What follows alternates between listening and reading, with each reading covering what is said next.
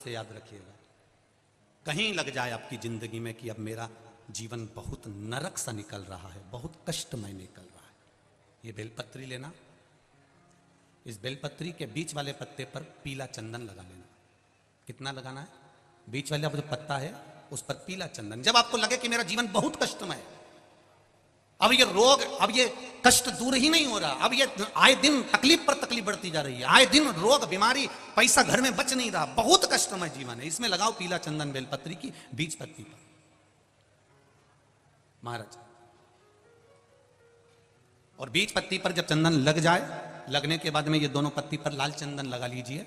इन दोनों पत्ती के बीच में जो डंडी का भाग होता है, आपको कहा था, आपको स्मरण में होगा शायद, हमने जब बेलपत्री की महत्वता बताई थी तो उस बेलपत्री की महत्वता में कहा था ब्रह्मा विष्णु महेश ये तीन हैं, बोला था।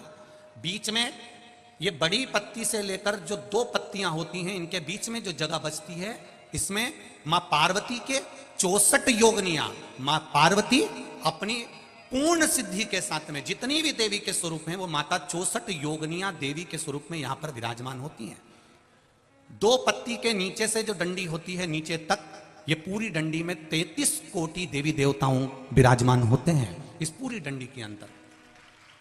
तो जो बीच वाली पत्ती है, ये जो बीच वाली पत्ती का जो भाग होता है, इस पत्ती के भाग में शहद का प्रयोग कर कर, यहां पीला चंदन, लाल चंदन, लाल चंदन, शहद का प्रयोग कर कर, इसी तरह से पकड़कर ये बेलपत्री की जो डंडी है वो अशुक सुंदरी पर जब आप समर्पित करें तो जहां से जल बहता है उस ओर पर इस पत्ती को चढ़ाकर केवल आपके हृदय की बात कहकर देवाधिदेव महादेव से कोई भी शिव जी का मंत्र, पंचाक्षर, नमः शिवाय, षडाक्षर, ओम नमः शिवाय, श्री शिवाय नमस्तुभ्यम, या महामृत्युंजय मंत्र, जो शिव का मंत्र हो आपके पास में, उसको बोलते हुए देवाधिदेव महादेव को धीरे धीरे जल की धार चढ़ाना प्रारंभ करो।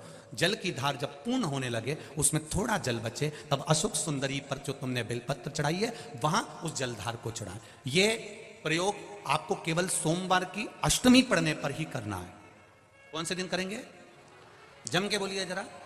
सोमवार की अष्टमी पढ़ने पर यह प्रयोग करें और जल चढ़ाकर बाबा से विनती कर कर उसी बेलपत्र को वापस उठाकर कहीं जलाशय में या किसी पेड़ के नीचे विसर्जन कर दें और एक लोटा जल वहां भी चढ़ा दें। बस निवेदन कर कर आ जाइए, मेरा बाबा 3 माह के अंदर हाथ जरूर पकड़ेगा और आपको दलदल से बाहर निकाल देगा।